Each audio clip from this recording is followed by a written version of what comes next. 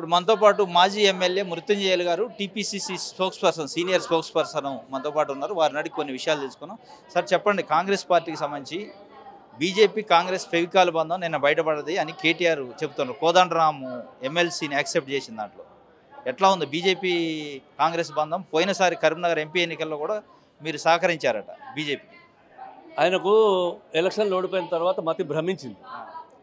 అసలు బీజేపీ కాంగ్రెస్ అనేటి పరస్పర రాజకీయాలలో శత్రు పార్టీలు. అవి సిద్ధాంతపరంగా విభేదాలు ఉన్నాయి, తర్వాత రాజకీయంగా విభేదాలు ఉన్నాయి, అనేక విధాల విభేదాలు ఉన్నటువంటి పార్టీ. బీజేపీను కాంగ్రెస్ ఫెవికాల్ బంధం అన్నాక మీ అడ్రస్ ఎక్కడ ఉంటుందా? మేమిద్దరం ఒకటే నిజంగానే ఈ పార్టీ పనిచేసేది ఉంటే కొంచెమన్నా కామన్ సెన్స్ ఉండి మాట్లాడాలి.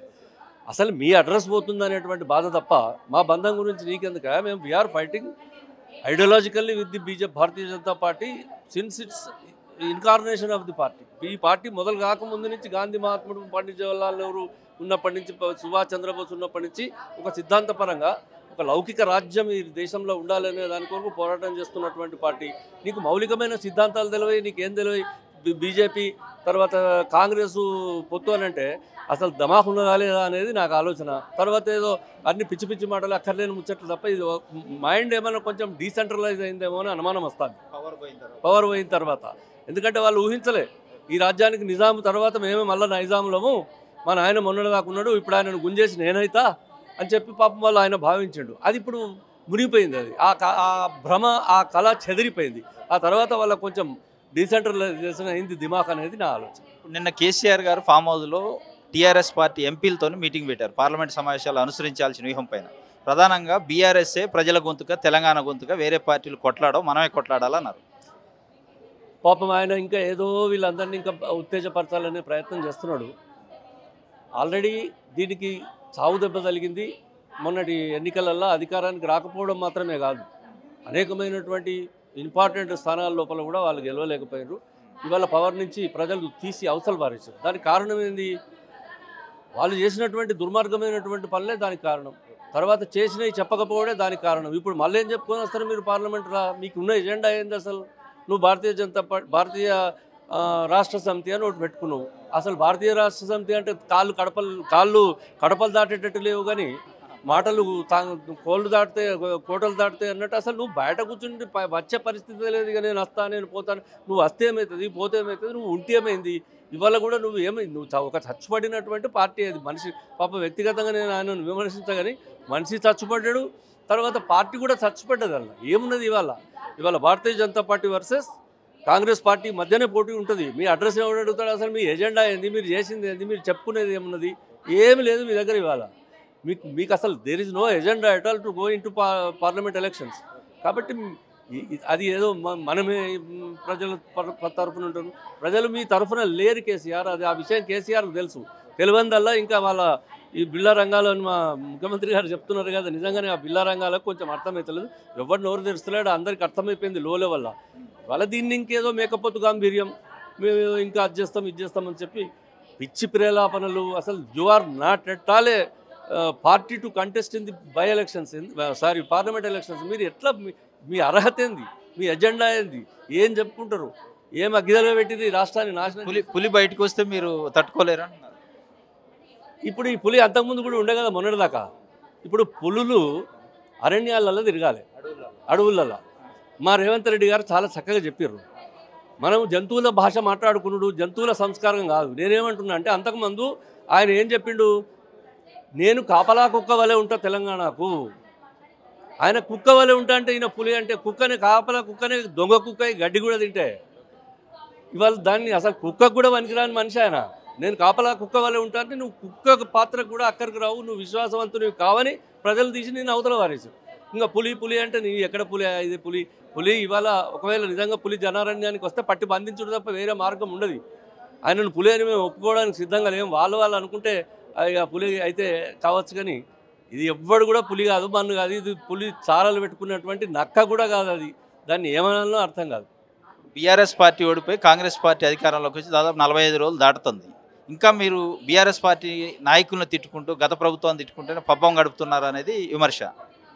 బీఆర్ఎస్ను తిట్టవలసిన అవసరమే లేదు. ప్రజలు వాళ్ళని దగ్గరికి రానిచ్చే పరిస్థితి లేదు.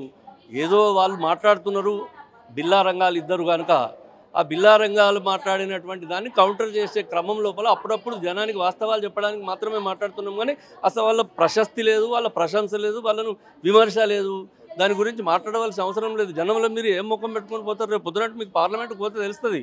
మీకు అడ్రస్లు లేవు చాలా చోట్లల్లా. మీరు ఇవాళ మొన్న ఎలక్షన్లు వేరు, రాష్ట్రం కొరకు ఏదో ఇంకా ముఖ్యమంత్రి ఉండాలన్నా వద్దా అనేటువంటి ఆలోచనతో చేసి ఇవాళ రేవంత్ రెడ్డి గారు ముఖ్యమంత్రి ఉండాలనుకున్నారు. ఈ ప్రజలు నిర్ణయం చేశారు. 5 ఏళ్ల దాకా మా పరిపాలన ఉంటుంది, ఆ తర్వాత మళ్ళీ వచ్చేటట్టు మేము చేసుకుంటాం. కాంగ్రెస్ పార్టీ ఒక సురక్షితమైనటువంటి పార్టీ, దీనికి ఒక ఐడియాలజీ, దీనికి ఒక సిద్ధాంతం. ఓనాడు టీఆర్ఎస్ అని పెడితేవి, ఓనాడు బీఆర్ఎస్ అని చెప్పి పెడితేవి, ఓనాడు మహారాష్ట్ర పోతా అంటే వాడిని వెళ్తే వీని వెళ్తే భోజనాలు పెడితే అన్ని చేస్తే. ఇప్పుడు నిన్ను కుక్క కూడా అడిగేటోళ్ళు లేడు. నీ ఎజెండా ఏంది అసలు? నువ్వు పోయి పార్లమెంట్లో ఒక్కడో ఇద్దరో సీట్లు గెలిస్తే ఏమొచ్చేది ఉన్నది? మీతో ఏమవుతుందని కనుక 542 పార్లమెంట్ సీట్లల్లో అయితే భారతీయ జనతా పార్టీ లేకపోతే కాంగ్రెస్ పార్టీ ఇద్దరు ఇట్లా రాహుల్ గాంధీ గారు ప్రధానమంత్రి కావాలా వద్దా అనేటువంటి ఎలక్షన్ జరుగుతుంది ఇక్కడ. నిన్నెవడే అడిగేది? మీరు జోకర్లు. ఇప్పుడు ఇలా మీరు ఎందుకు పనికిరారు? మీరు అడిదిక్కుపోయి ఎవరినన్నా తోకపట్టుకొని తిరగాలి తప్ప మేము మీకు ఆలోచన లేదు, మేము వాళ్ళని తిట్టే పని కూడా లేదు. చివరిగా మీ పార్లమెంట్కి సంబంధించి కరీంనగరే తెలంగాణ ఉద్యమానికి పునాది. బీఆర్ఎస్ పార్టీని కానీ టీఆర్ఎస్ పార్టీ నిలిపింది కరీంనగరే. మళ్ళీ మన ఖాతాలో పడుద్ది అనేది బీఆర్ఎస్ అంచనా. చిచ్చి, ఇప్పుడు నేనేం చెప్తున్నా అంటే భారతీయ జనతా పార్టీకి మీరంతా చూసిర్రు. మొన్న కర్ణాటక పోయిన తర్వాత ఇవాళ ఆంధ్రప్రదేశ్ పోయిన తర్వాత మొన్నటికి ఇప్పటికి చాలా బలవత్తరంగా ఇవాళ ఉన్నది. సౌత్ ఇండియాలో తెలంగాణ ఒక ముఖ్యమైన బీఆర్ఎస్ఆ చిచ్చి బీఆర్ఎస్కు 2 వస్తాయో 1 వస్తాయో అసలు రావో కూడా నాకు నమ్మకం లేదు. ప్రతి దశలో మలుపు తిప్పింది అదేనట. ఏది కాదు, అందుకే పేరు మార్చుకున్నారా? ఇవాళ మీ ముఖాలు తెల్లకనే కదా టీఆర్ఎస్ ముఖం, తెల్లకపోతే బీఆర్ఎస్ అని పెట్టుకున్నారు.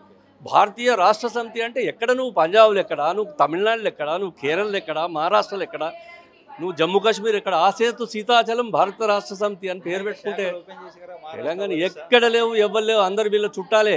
ఎక్కడ పడితే అక్కడ వీళ్ళ చుట్టాలే. అక్కడోని డిప్యుటేషన్ చేసి ఇక్కడి నుంచి పైసలు పంపించి అక్కడ కార్యక్రమాలు చేయించుకుంటూ ఇది కార్యక్రమం అది కూడా బంద్ అయిపోయింది. కాబట్టి ఇప్పుడు వాళ్ళకి అడ్రస్సే లేదు, వాళ్ళకి ఎజెండా లేదు.